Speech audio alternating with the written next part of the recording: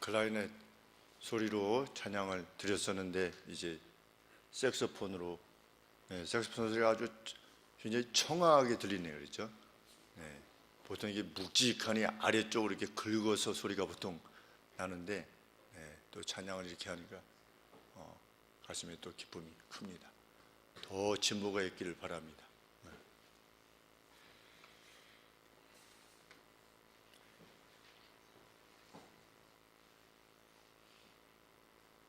부총리께서 교회 점진적으로 세무조사를 실행하겠다, 이런 공식적인 언급을 했습니다.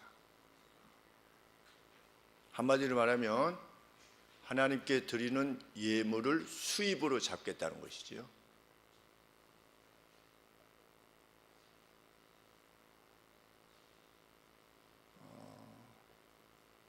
교회뿐만 아니라 우리가 일상의 어떤 삶을 사는 그냥 자연인으로서 그것이 불교가 되든 아니면 성당이 되든 아니면 교회가 되든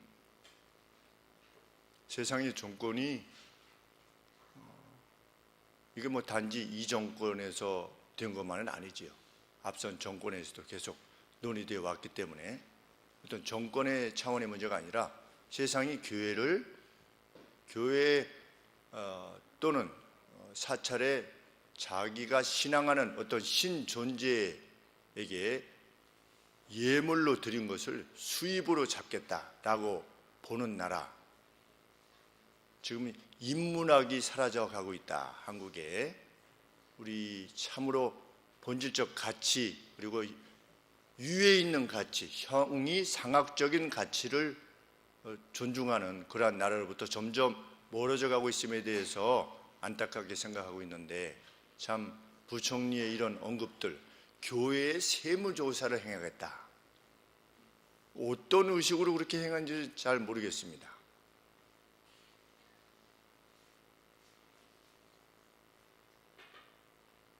그런데 기독교인들조차도 거기에 뭐 그럴 수 있지 않느냐 이렇게 말하려 하는데, 또 교회 밴드나 아니면 페이스북에 그 내용을 또 올리겠지만 하나님 앞에 드리는 예물을 수입으로 보는, 돈의 수입으로 흐름으로 보는 그러한 인식에 대해서 기독교인들이 뭐 그럴 수 있지 않느냐라고 생각하는 것이 과연 성경적이냐. 우리가 일제시대 때 예배를 드리기 전에 앞서서 어떻게 했습니까? 일본 천황에게 먼저 예를 구한 다음에 예배를 드리라고 했습니다. 그 이유가 무엇이었습니까? 일본의 천황의 신민이라는 거죠. 천황의 신민으로서 국민 의례를 행한 겁니다. 그냥 어떻게 생각하십니까? 우리가 예배를 드릴 때 만약에 우리나라가 어디에 속국으로 되어 있을 때 그 나라를 향하여서, 그 황제를 향하여서 우리가 예를 먼저 표한 다음에 예배 드릴 수 있습니까? 없습니까? 없지요. 왜? 예배라는 것은 그런 것이 아닌 거지요. 하나님 앞에 드리는 예물이라는 것은 그런 것이 아니지요. 그런데 그때 일제시대 때 우리 한국 교회 총교단이 무엇을 결정했습니까? 그것은 국민으로서 행하는 것이기 때문에 가능하다. 이게 총회에서 결정을 내렸어요. 그래서 그 다음부터 교회에서 그것이 이루어진 겁니다. 국민으로서 국민 노래다. 나중에 우리가 해방되고 나서 어떻게 했습니까? 그것에 대해서 깊이 회개해야만 했습니다. 우리가 기독교인들조차도 돈이 있는 곳에, 소득이 있는 곳에 세금이 있다. 교회에 대해서 그걸 적용을 시키면 하나님 앞에 드리는 예물을 돈으로 이해하는 거죠. 우리 그리스도인들이 만일 거기에 뭐 그럴 수 있지 않느냐, 그럼 예물을 뭘로 이해하는 겁니까? 돈으로 이해할 수 있는 것입니다. 자기 자신도 모르게. 군사정부 때에도 그런 발상을 행하지 않았지요.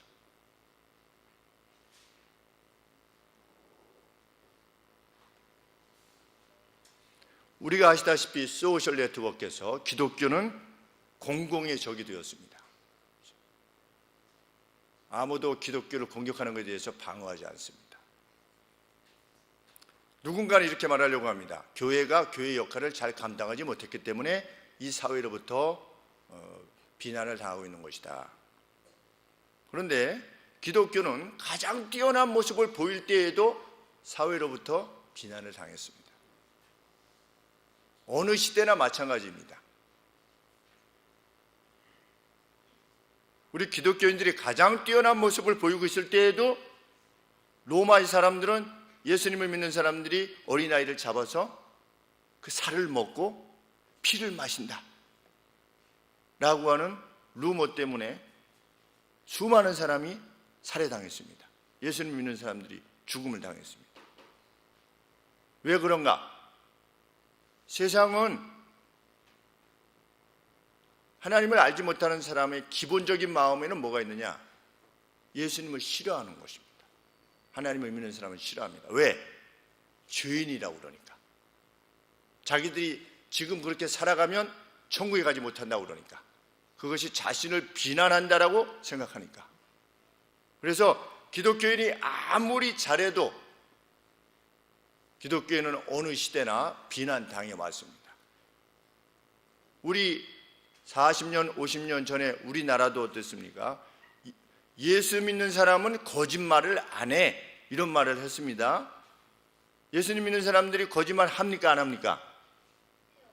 해요? 참 이상한, 누가 거짓말하는 거 봤어요? 남에게? 아빠, 엄마가 하는 거 봤어요? 아니면 수인이가 하는 거? 하지 않을까요? 가진 거를 해요 이렇게 하면 안 되지. 응?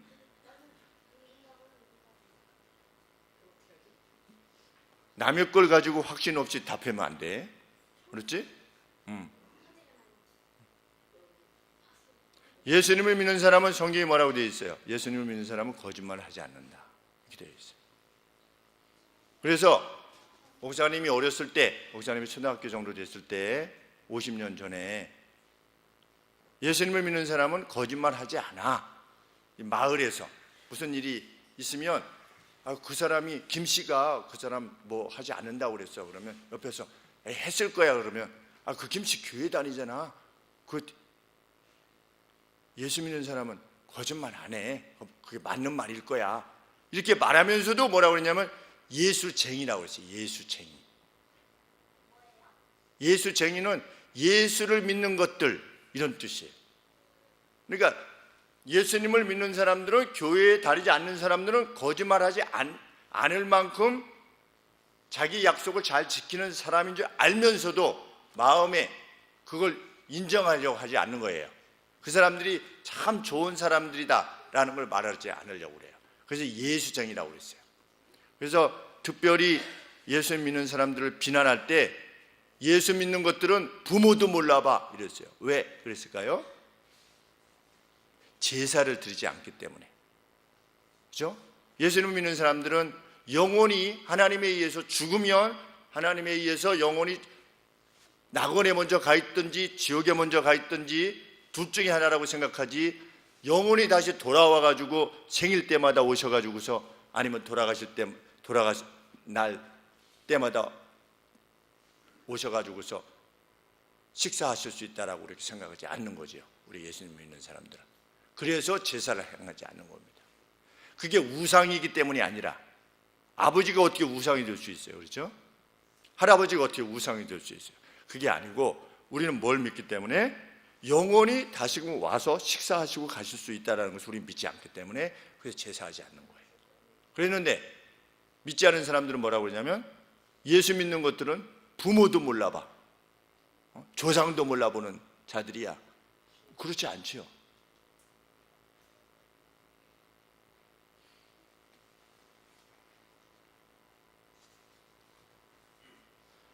세상이 교회를 비난하는 것은 우리가 잘하든 뭐 또 때로는 못하든 그것에 의해서 좌우되지 않고 늘 그래 왔었습니다. 그게 새삼스러운 일이 아닙니다.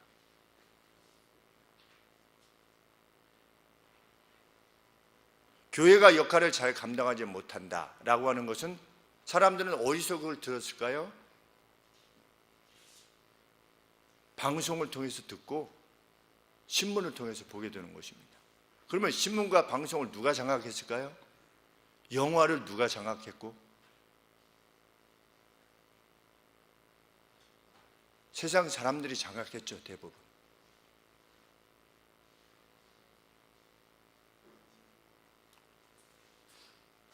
우리는 그것에 세상이 우리를 뭐라고 하든 그것에 흔들리지 않고 남은 자들은 그 안에서 하나님의 사람들로 살아왔습니다.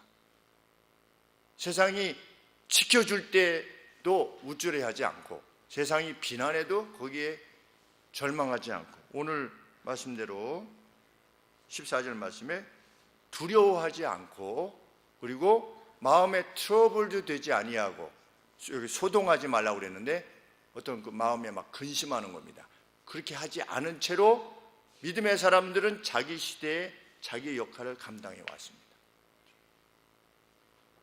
우리 16절에 보시면 베드로 사도께서 이 서신을 기록할 때에도 예수님을 믿는 사람들은 선한 행동을 하고 있음에도 불구하고 사회로부터 비난을 당하고 있었어요.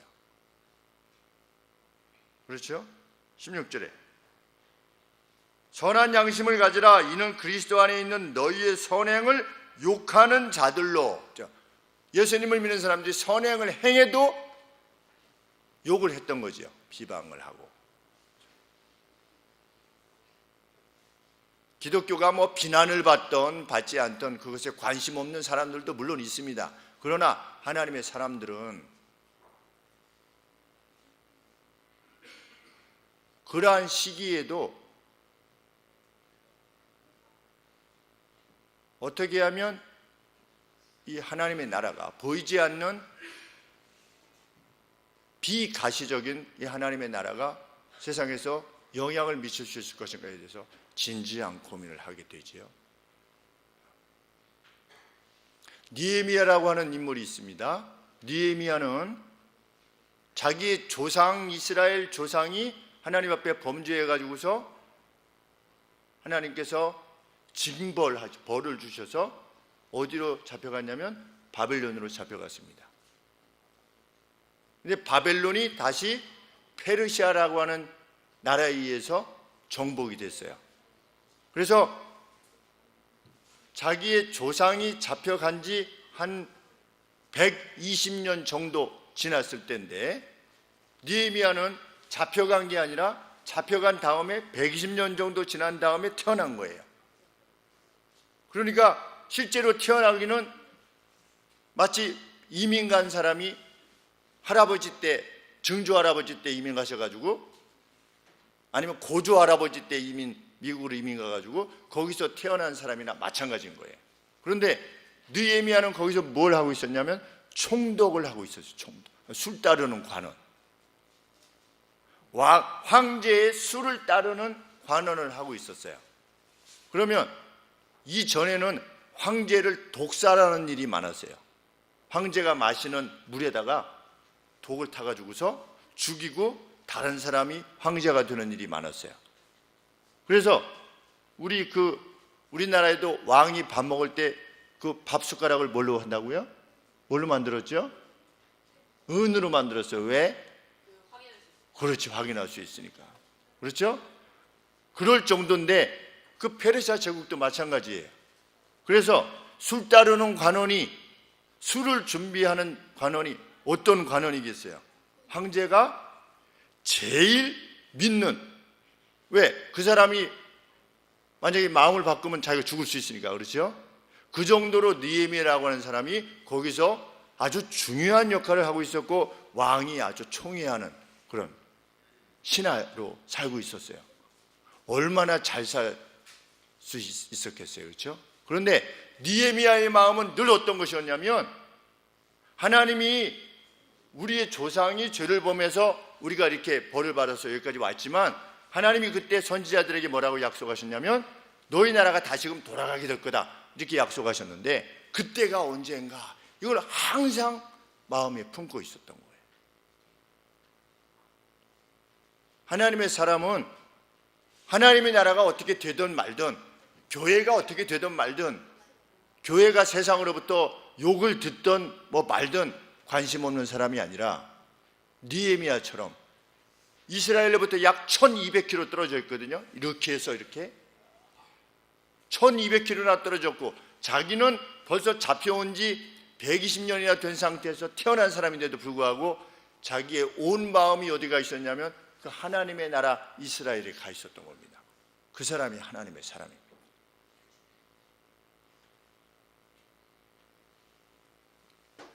성경은 선행을 행했는데도 불구하고 비난받았을 때 그리스도인들은 어떻게 해야 되는가? 우리가 선한 일을 하는데도 단지 예수님 믿는 것 때문에 비난당할 때, 욕을 당하게 될 때 우리는 어떻게 해야 돼요? 그럼 보통 어떤 마음이 들까요? 내가 선한 일을 행하는데도 막 욕을 하는 거예요, 사람들이. 내가 뭔가를 잘해보려고 막 이렇게 도와주고 뭐 베풀고 뭐 용서해주고 계속 이래도 상대가 우리를 비난해요. 우리를 욕해요. 우리나라에 한 10년 전 정도의 호스피스가 뭐 하는 것이냐면 더 이상 치료가 불가능해가지고 이제 죽음을 기다리는데 고통이 있잖아요.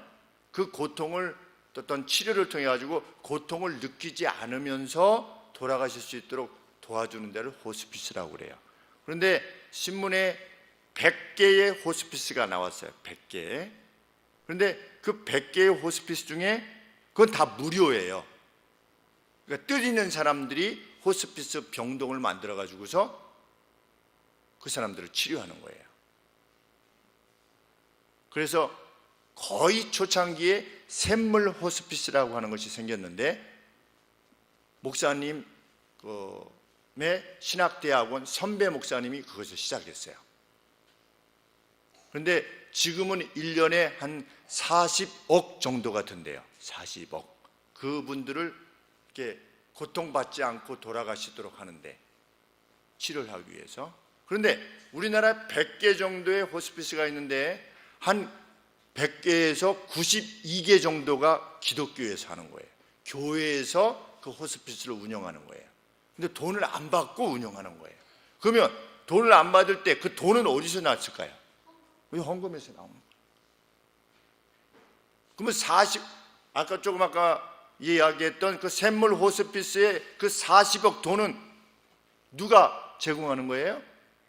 교회들마다 헌금한 거에서 제공을 하는 거예요. 그래서 그게 모여지고 또 돌아가신 분이 그 가족들이 감사합니다 그동안에 그래서 헌금도 하고 이렇게 해서 하는 게 100개 중에서 한 92개 정도의 호스피스가 우리 교회들이 하는 거예요. 그리고 불교에서 한 6개 정도, 한 5개, 그리고 성당에서 한 2개 정도 하는 거예요. 그러면 기독교가 칭찬받아야 돼요? 안 받아야 돼요? 당연히 받아야 돼요. 근데 세상은 뭐라고 그래요? 세상은 기독교는 지네들만 안다는 거예요.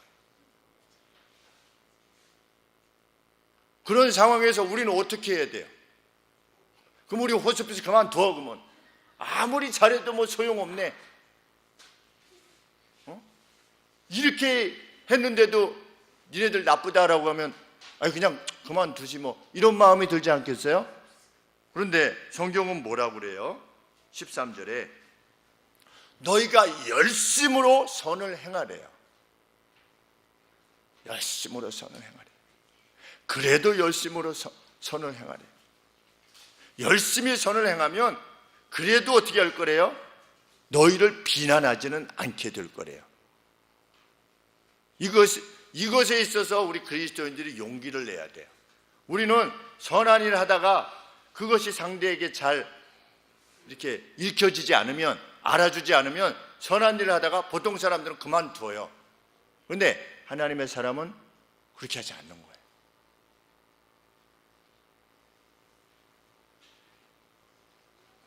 아침에 목사님이 일주일에 한 번 정도, 두 번 정도 조기 축구회를 나가는데, 여기 세계로 금난교회 그 뒤쪽에 축구가 생겨서 축구 끝나고 이제 났는데 간지 한 2개월 정도 됐나? 그런데 그 끝나고 나서 목사님이 이제 아니까 어떤 분이 물으셨어요. 오늘 칼럼에 썼는데, 목사님 교회는 사회적으로 어떤 일을 행하시나요? 이렇게 물었어요. 어떤 좋은 일을 행하냐는 거예요, 사회적으로. 그래서 목사님이 이렇게 이야기했어요. 저희 교회는 아직 크지 않고 또 어린 자녀들을 많이 둔 자매님들이 주로 계시고 대부분 직장생활을 하기 때문에 우리 교회가 어딜 가가지고 무엇을 하는 것은 많이 하지 못하지만, 그동안에 우리 교화고등학교에 그때 저쪽에 있을 때 7년 동안 53명에게 장학금을 지원했습니다. 한 사람당 30만 원씩을 주었어요. 53명을. 돈 그렇게 계산 안 해도 돼. 그랬죠. 그래서 믿음상, 소망상, 사랑상 이래가지고 장학금 이름이 믿음, 소망, 사랑이에요. 믿음은 믿음 생활 잘하는 학생을 한 명 추천해 주십시오. 소망은 전에 반에서 30등 했는데 열심히 해가지고서 15등으로 오른 사람. 그게 소망상. 그 다음에 사랑상은 교회를 다니던 다니지 않던 친구들이 아주 좋아할 만큼 그렇게 선을 행하는 학생, 이렇게 3명을 추천해 달라고 해가지고 1년에 9명씩 이렇게 행했노라. 그리고 우리 교회에 이제 오늘 너무 스트레스 받아가지고 친구를 만나러 간 우리 은성 형제, 북한에서 온 은성 형제를 깊이는 못 돌보고 있지만 그래도 교회에서 이모저모로 돌아보고 있는 중입니다. 그랬더니 그분이 굉장히 좋아하시는 거예요. 그러시군요. 이렇게. 그런데 목사님이 어디 다니면서 묻지도 않았는데, 여보세요 선생님, 저희 교회는 말이죠 1년에 몇 명씩 이렇게 돕고 있습니다. 말할까요 안 할까요? 목사님이 다니면서 안 하죠. 그렇죠? 언제 말해요? 물어보면 말해요. 그렇죠? 물어보면. 그런데 목사님이 알고 있는 교회들은 어때요? 적어도 목사님들이 알고 있는 교회는 그렇게 하고 있어요, 대부분이. 근데 그분들은 어떻게 해요? 말하지 않아요. 호스피스가 100개 호스피스 중에서, 그런 선한 일을 하는 호스피스 중에서 기독교가 얼마나 하느냐? 우리 호스피스를 이렇게 합니다. 기독교가 해요 안 해요? 하지 않아요. 자기들이 알아낸 거예요. 그런데 우리가 오른손이 하는 일을 왼손이 모르도록 하라고 하시는 예수님의 말씀대로 그렇게 행하고 있을 때 기독교가 욕을 얻어먹을 수 있어요. 그래도 성경은 뭐라고 하는 거예요? 그래도 선을 계속해서 행하고 있으래요.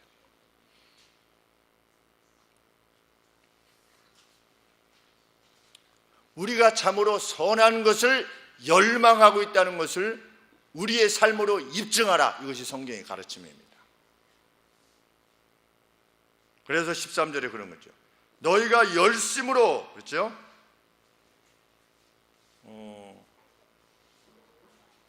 진리어스 그랬습니다. 진리어스. 그냥 뭐 단순히 어떤 부지런하게 이런 차원이기보다도 어떤 질이 뭡니까? 그냥 열망이죠. 그렇죠? 열망. 그렇죠? 무엇에 대한 열망을 가지는데, 연애하게 되면 열망을 가지게 되죠. 그렇죠? 자기가 좋아하는 사람은. 그래서 이번에 그 21살 된 어느 외국인이 한강인지 어딘지 떨어지려고 그랬는데, 죽으려고 그랬는데 경찰관이 붙잡아가지고 살았잖아요. 그렇죠? 그 21살짜리가 외국인 청년이 왜 죽으려고 했냐면, 다른 여자하고 사랑을 했는데 그 다른 여자가 우리나라 사람이 아닌 거예요.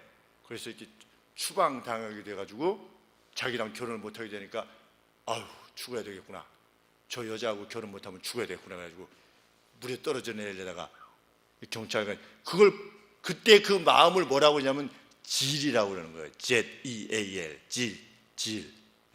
열망. 뭐예요? 그런데 우리 13절에 뭐라고 되어 있어요? 너희가 열망을 가지고, 그렇죠? 열망으로서 선을 행하고 있으면 누가 너희를 비난하겠느냐. 이 1차적인 우리의 방법인 거죠. 비난을 잠재울 수 있는. 그런데 계속해서 의로움을 추구했는데도 불구하고 그 의로움이 고난을 초래하고 그 고난을 알아주지 않고 우리를 비난할 때, 그럴 때 어떻게 할 거냐? 14절 말씀이 심지어 이런 뜻입니다. 그러나 심지어 의를 행하는데도 불구하고 고난을 당하게 되면 어떻게 되는 거냐? 그랬더니 성경에 뭐라고 되어 있습니까? 당신들은 복 있는 이들입니다. 이렇게 되어 있어요. 복 있는 자니. 아니, 어떻게 선을 행하다가 욕을 당하는데도 복 있는 자냐? 누가 알아주기 때문에? 하나님이 그 같은 사실을 알아주시기 때문에.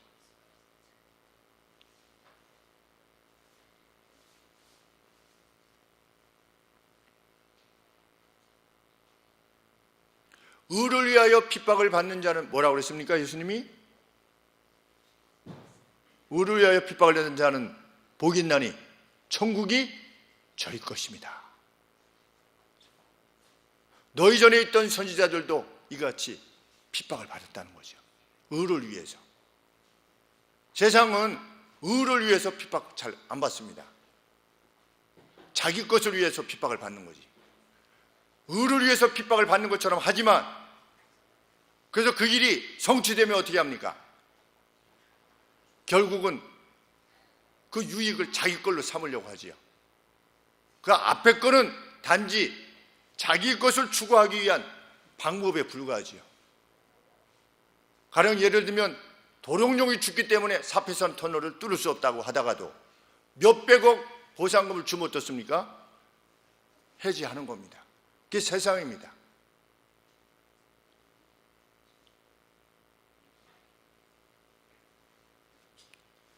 물론 다 그렇지는 않지만 고래를 살립시다. 그린피스 중간 관리자가 부인을 폭행해가지고서, 고래는 사랑하는데, 그죠? 고래는 사랑하기 위해서 막 그 포경선을 막 쫓아다니면서 그걸 막 방해하는데 자기 집에 있는 부인은 때리는 거예요.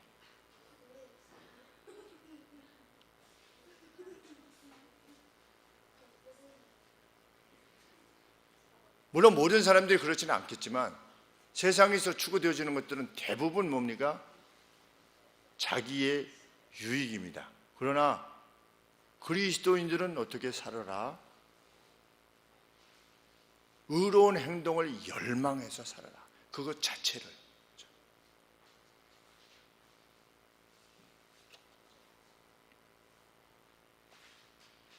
그러면서 무엇이라 가르치냐면 15절 말씀에 14절 하반절에 저희의 위협을 두려워 말며 마음에 근심하지 말고, 내가 선한 일을 행해서 나갔는데 당했어요. 그래도 두려워 말고 마음에 흔들리지 말고. 그래서 제가 불교를 섬기고 있는 친구에게 이 말을 한 겁니다. 검찰에게 괴로움을 당하고 있는 친구에게.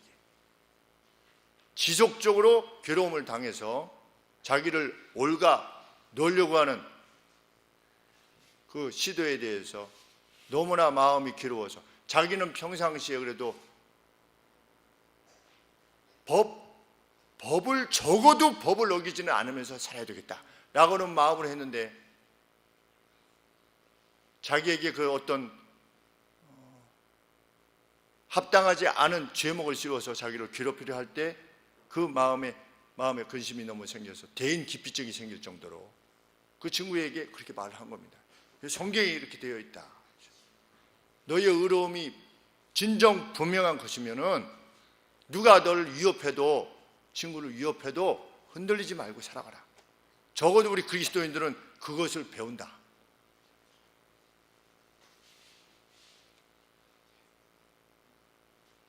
그러면서 15절에 중요한 가르침입니다. 너희 마음에 그리스도를 주로 삼아 거룩하게 하고. 이게 무슨 뜻일까요? 너희 마음에 그리스도를 주로서 삼아가지고 어떻게 하래요? 거룩하게 하고. 그런데 여기는 홀리라고 하는 개념이 아니고 sanctify입니다. sanctify. 이건 뭐냐면 따로 구별해서 세우는 겁니다. 달리 말하면 왜 당신 왜 이렇게 하는 거야? 당신은 그렇게 하지 않아도 되는데 왜 그렇게 하는 거야? 라고 고난 가운데서도 비난 가운데서도 우리가 선을 행할 때 뭐라고 답변해야 된대요? 너희 속에 있는 소망에 관한 이유를 묻는 자에게 대답할 것을 항상 예비함으로써 그리스도를 구별하래요. 내가 이렇게 하는 것은 나의 주님이 내게 이것을 원하기 때문이요 라고, 이것이 주님에 의해서 명령되어진 것임을 밝힘으로 그리스도를 따로 높이 세우라는 겁니다. 우리의 일상을 살아갈 때 누군가 혹 물어보면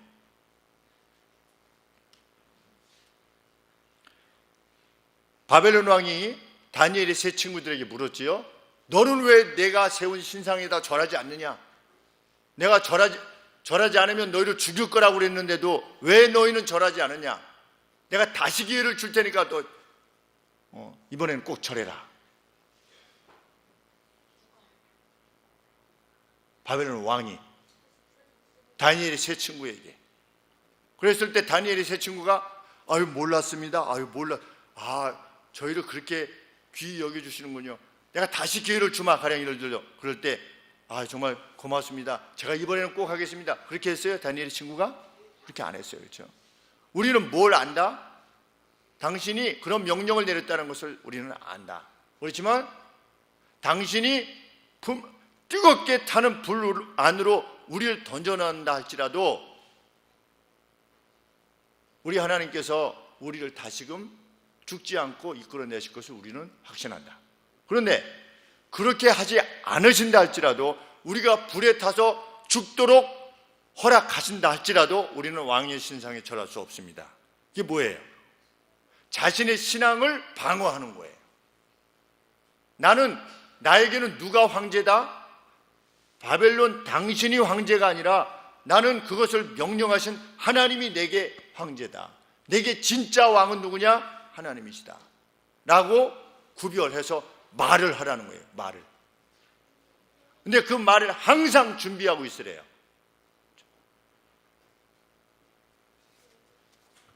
목사님이 한국 오츠카 제약이라고 하는 회사에 사원으로 들어갔을 때 회식하러 갔는데 일본인 사장님이, 목사님이 그때 들어가자마자 한 달인가 두 달밖에 안 됐는데 그 사장님이 목사님한테 맥주를 따라주시면서 도조 이렇게 하셨어요. 무슨 뜻인지 몰라요. 자 먹자 이런 뜻인가 봐요. 가지고 이렇게 도조 하는데 목사님이 I don't drink 그랬어요. 나는 마시지 않겠습니다 그랬어요. I am a Christian 그랬습니다. 나는 그리스도인입니다. 그랬더니 일본의 사장님이 그러냐고 하면서 술을 더 이상 권하지 않으셨어요. 목사님에게는 누가 사장이에요?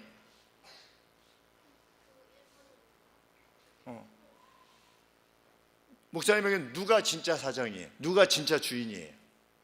사장님이 아니죠, 그렇죠? 일본인 사장님이 아니에요. 일본인 사장님한테 잘 보이면 어떨 수 있을까요? 돈 많이 벌 수 있겠지. 목사님이 지금 거기 계속 있었으면 돈 많이 벌었을 거래요. 누가 그 얘기를 했을까요, 목사님한테? 한 25년 만에 목사님이 전화를 했어요. 저는 김희승이라고 하는 사람인데 처음에 한국 오츠카 생길 때 그때 있었던 사원인데 혹시 사장님한테 기억나시면 전화 좀 주시라고 그러세요. 그리고 비서 되시는 분한테 목사님이 전화했더니 바로 전화하셨어요. 사장님이 김 목사님 안녕하십니까? 저 엄대식 사장입니다. 제가 장로가 됐습니다. 교회 장로님이 됐대. 근데 그 장로님이 그때 목사님이 오츠카 제약을 그만둘 때 뭐라고 하셨냐면 김희승 씨 진짜 목사님이 되어주세요 그랬던 분이에요. 나이가 동갑이에요. 62년생 동갑. 그런데 저랑 같이 일했던 그분이 사장님이 된 거예요. 1년에 그때 한 5년 전인지 1년에 한 2,600억 정도, 2,600억 원 정도 매출을 하는 회사로 커져 있었어요. 근데 그 사장님이 저한테 얘기한 거예요. 제가 말한 게 아니라 김 목사님이 여기 계셨으면 김 목사님이 사장님이 되는 건데 김 목사님이 빠지는 바람에 제가 사장이 됐습니다. 그렇게 얘기했어요. 사실일까 아닐까요? 사실일 수도 있어요. 그렇죠? 근데 말씀하신 거는 사실이에요. 그런데 목사님에게 중요한 거는 사장님이, 그때 일본인 사장님이 술을 따라줘서 제가 목사님이 받고서 안 먹을 수도 있잖아요. 그렇죠? 감사합니다 하고 받아가지고 안 먹을 수도 있잖아요. 그렇죠? 그러나 저는 그럴 수 없었어요. 왜? 예수님이 그렇게 하라고 안 했으니까. 여기 뭐라고 그랬어요? 너희 마음에 15절에 그리스도를 너희가 진짜 주인으로 삼는다고 하는 사실을 어떻게 해라? 드러내라. 네가 왜 이렇게 행동하느냐? 나의 진짜 주인이신 예수님이 이렇게 내게 원하기 때문이다 라고 하는 태도를 가지고 선을 계속 행해라.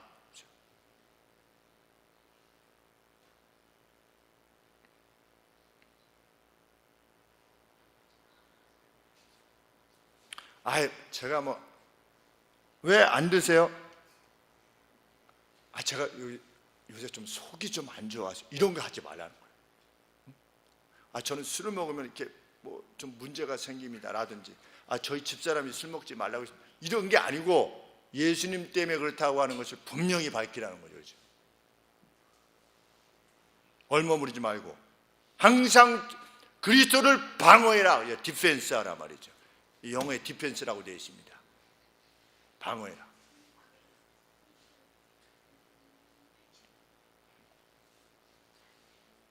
과거에 차범근 국가대표 감독께서 우리 축구 국가대표 감독하실 때 다른 나라랑 시합하기 전에 꼭 기도했어요. 그리고 골 넣어도 기도하고, 그리고 지던 이기던 끝나고 나서 기도하고, 이랬더니 하버드 대학 나오신 분이 신문에다가 글을 썼어요. 왜 국가대표 감독이 왜 기독교로 이렇게 해서 기도를 하느냐? 기도는 골방에서 해라. 이렇게 썼어요. 골방이 뭐냐면 조용한 데 가서 하지 왜 국가대표 시합하고 있는 데 와가지고 당신이 그리스도인이라는 것을 자꾸만 밝히려고 하느냐? 이렇게 이의를 제기했어요. 그때 차범근 씨가 가만히 있지 않았어요.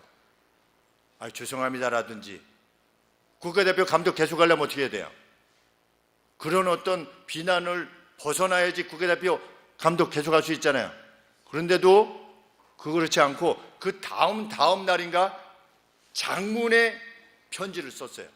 그래서 그게 신문에 다시 나왔어요. 뭐라고 썼냐면 이렇게 썼어요.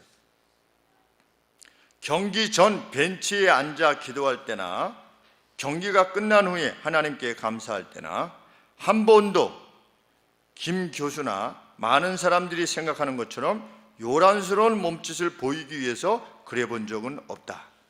내가 인터뷰에서 주님께 감사한다고 말하는 것은 그것이 나의 삶 자체이기 때문이지 다른 목적이 있는 것은 결코 아니다. 어린아이가 무섭거나 겁이 날 때 부모님의 손을 꼭 쥐는 것처럼 나는 하나님의 손을 꼭 쥘 수밖에 없는 사람이다. 내가 왜 기도할 수밖에 없는가에 대해서 잘못했어요, 다르게 할게요, 이렇게 하지 않았어요. 자기가 왜 그렇게 하는가를 분명히 밝혔어요. 분명히 밝힐 만큼 깨끗하게 살길 원해야 되는 거예요.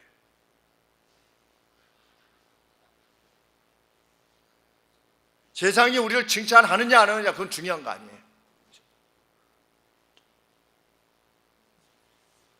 그런데 오늘 국가의 어떤 장관이 된다든지 국가에서 높은 사람이 될 때 이렇게 당신 그리스도인 아니요? 이전에 이렇게 말하지 않았어? 그랬을 때 그게 되고 싶은 사람은 어떻게 말하려고 해요? 내가 이전에 이렇게 말했는데 사실은 뭐 그런 게 아니었습니다. 뭐 때문에 그렇게 말하려고 하는 거죠? 자기의 그 자리에 가려고 하는 것 때문에 이전에 자기가 생각하고 말했던 거에 대해서 저는 사실 그렇지 않습니다. 뭐 하려고? 그게 되려고. 근데 우리 그리스도인들은 그러는 게 아닌 것입니다. 그만한 하나님에 대한 분명한 확신이 있어야만 선행을 포기하지 않을 수 있는 사람이 되는 겁니다. 어느 정도 하래요?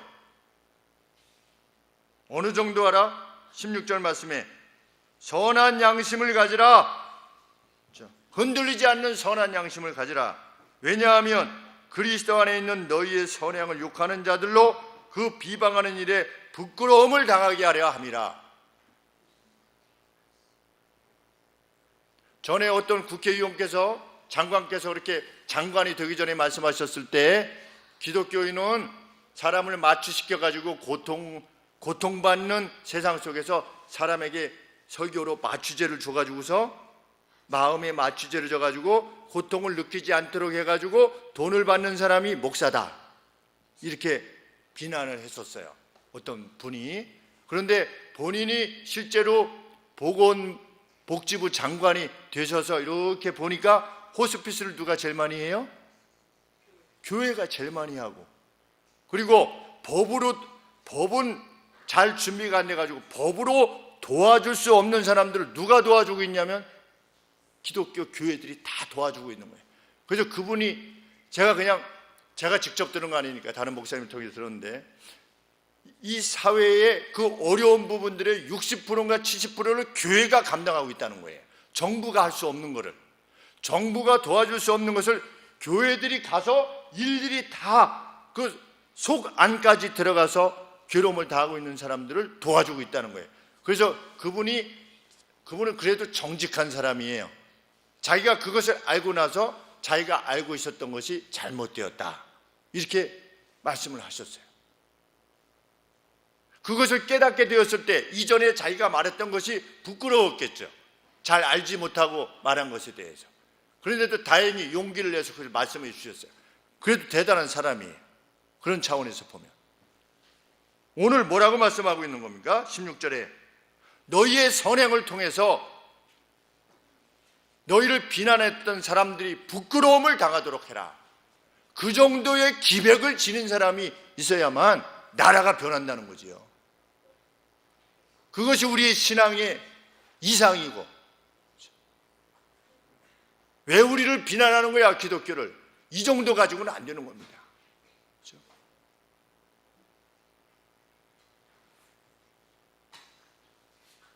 하나님께 드리는 예물을 수입으로 이해하는 사람, 그럴 수도 있지. 그는 결코 이해할 수 없는 거지. 그는 결코 하나님을 위해서 죽을 수 없습니다. 선행을 계속할 수 없고.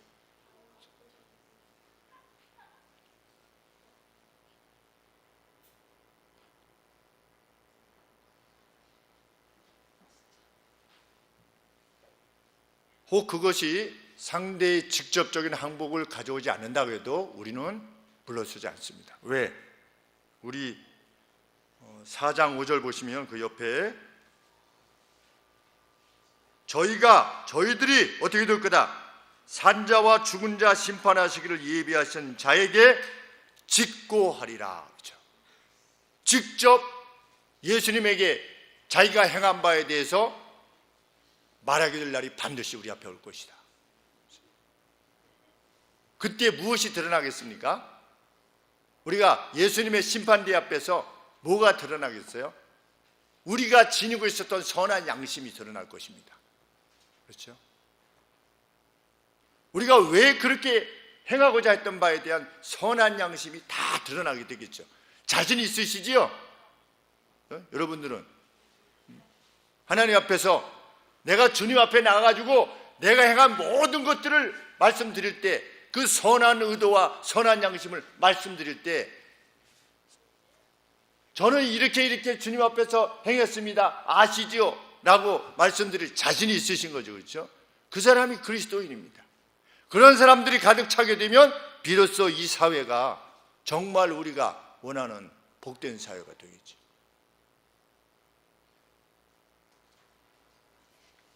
그때 저들은 자신들이 지옥에 가게 될 수밖에 없다는 것에 대해서 불합리하다라고 말하지 못할 겁니다. 왜? 우리가 이러고 있었을 때 그 사람들은 저래서 저렇게 했구나 라고 하는 것이 드러날 것이니까. 지옥을 향해 가면서도 우리는 너무합니다 하나님, 이렇게 되지 않을 거라는 거예요. 그런 마음의 확신, 그렇죠?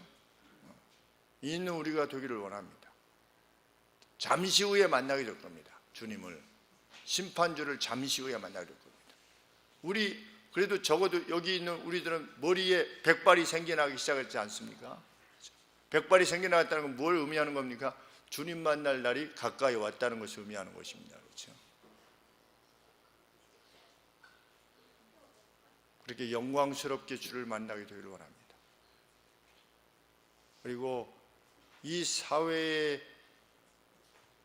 매체들에 의해서 언급되어지는 기독교의 연약함에 대해서 함께 흥분하는 존재가 아니라 그들이 그것을 통해서 우리를 비난한다 할지라도 우리는 그래도 그 연약함을 감싸고 돌아봐주고 라고 하는 그 선행에 있어서 끊임없이 매진하는 참 열망을 지닌 사람들로 오늘의 시대를 살아내는 저희들이 되기를 소원합니다. 기도하겠습니다. 하나님 아버지, 많은 비난이 쏟아져도 저희 안에 숨겨진 선한 양심이 있게 해주시고 그 선한 양심이 가능케 하는 행동이라고 하는 사실을 아버지 세상에 드러나게 하여 주시옵소서. 물론 저희들이 행하는 일을 아무도 알지 못하게 오직 주님만이 아실 수 있게끔 은밀하게 또 익명으로 행할 것입니다. 그러나 그때에도 비난은 여전할 것입니다. 세상은 하나님을 신뢰하는 이들과 하나님을 배반하는 이들과의 싸움이 될 것이기 때문입니다.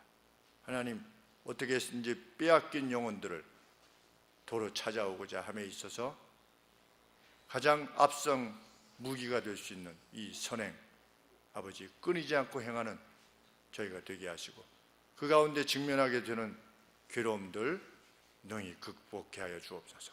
너희는 복 있는 이들이다 라고 하는 성경의 선언이 우리에게 새로운 용기를 줄 수 있도록 도와주시옵소서. 예수 그리스도 이름으로 기도합나이다. 아멘.